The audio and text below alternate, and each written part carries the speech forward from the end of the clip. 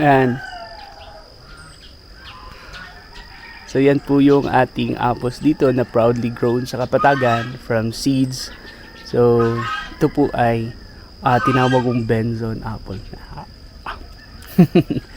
Sige, yun. Magandang araw po mga ka-apple. So ngayon ipapakita ko po sa inyo yung mga bunga ng apples na nabuo po nung nag-upload po tayo dun sa page natin and sa YouTube nung pag-pruning and then nung flowering ng ating apples. Ito po yung first apple ko po na grown from seeds and then namunga po siya after mga 5 years.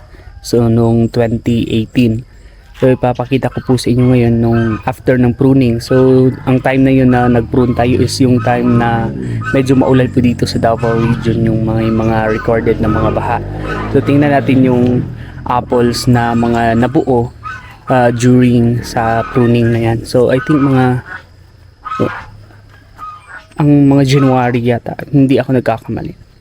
Oh, ayan.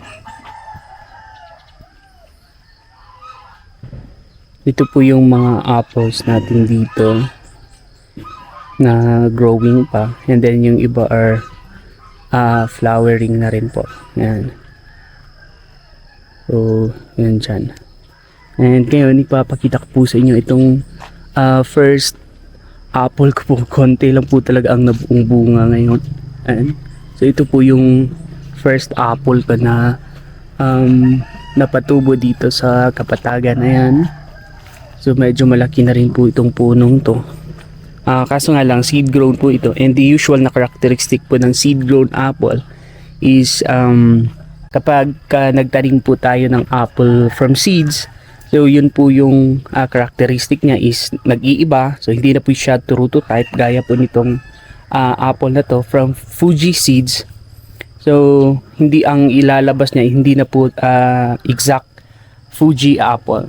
So yan po yung characteristic ng apple. And then kapag namunga po siya, so usual po yan na konti ng mga una niyang mga bunga, and then eventually kapag getting old na po yung ating apple tree, so dun po mas dumadami ang bunga niya. And tip lang po, kapag nag-prune po tayo ng apples, dapat hindi po masyadong maulan, kasi kapag lalabas na po yung kanyang mga flowers, hindi po nauulanan, kasi kapag naulanan, natatanggal po yung mga pollens. Ayan. Ito po yung bunga niya ngayon. Ayan. Ng ating apple. So ito hindi pa masyadong ripe. Ayan. Pero mas matingkad na yung kulay dito. And kapag ka-expose po yung ating mga apple sa araw, so mas gumaganda po yung kanyang quality and taste. Ayan. So yan po yung ating apple. Then meron pa dito nakabalot. Ayan.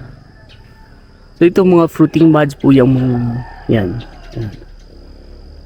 So ayun, meron pala. Ayan, binalot ka lang ng cellophane for protection sa mga fruit flies, kasi gustong gusto rin nila yung apple. Ayan. So konti lang po talaga ang nabuo ngayon. Mas kumunti ngayong year na to due to excessive rain na naranasan po ng Davao region this past few months. At ngayon naman tag-init na. Ito sana yung magandang pruning time.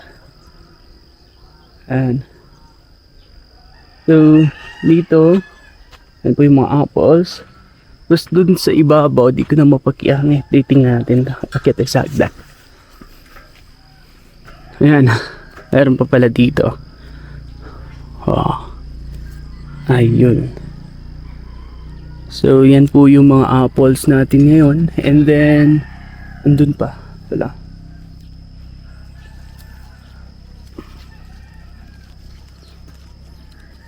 Ayan. Ano pa dun? Ayan, sa bandang hindi ko na maakyat. Meron pa yan din yan. Yan. So kahit pa konti-konti, eventually kapag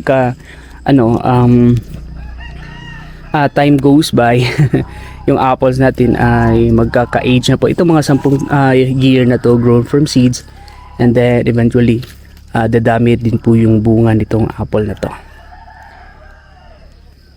Ayan, nakaakyat po ako sa ibabaw. Ayan. So,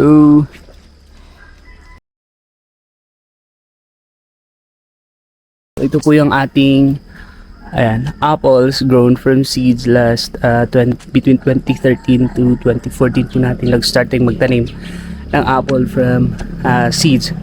So usual na katanungan kapag nagtanim tayo ng apple grown from seeds, so mga nasa 5 years po yung aantayin natin, the usual, para mag-start mamunga, mag-flowers yung ating mga apple tree. So ayan. So meron na pong mga pumunta dito mga vlogger, and then kasi gustong-gusto nilang makapag-pick. So pa isa-isa meron akong pinapayagang mag-pick ng ating apple. So yan, para ma-promote din po yung ating orchard as well as yung agriculture sa Pilipinas, na pwede po talaga tayo magtanim ng apples dito. Yan. So ayan.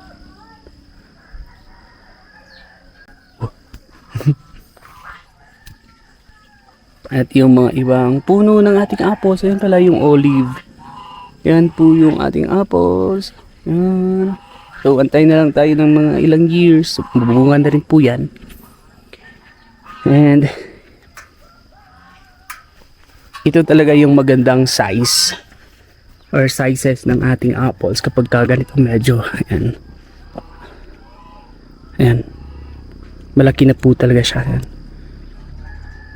Oh. So napakaganda po ng kanyang color. Ayan. Diba? Legit yan na meron tayong apple dito sa Pilipinas. Kahit pa konti-konti. Eventually, kapag gumanda na po yung technology ng apples dito, papaganda natin. So, mas gaganda po yung ating fruiting ng mga apples dito. Ayan. Pansin niyo po yan, kinain na po ng langgam. Ayan, may butas na. Ayan. Kasi matamis po talaga yung apples dito. Ayan. So, napakaganda po nung variation ba? Yung color ng ating apple dito. Ayan. Oh, diba? Oh. So napakaganda po.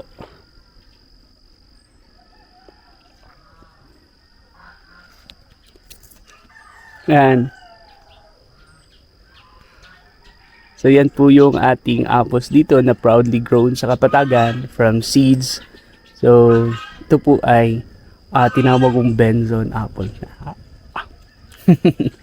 Sige, yun lang. Thank you.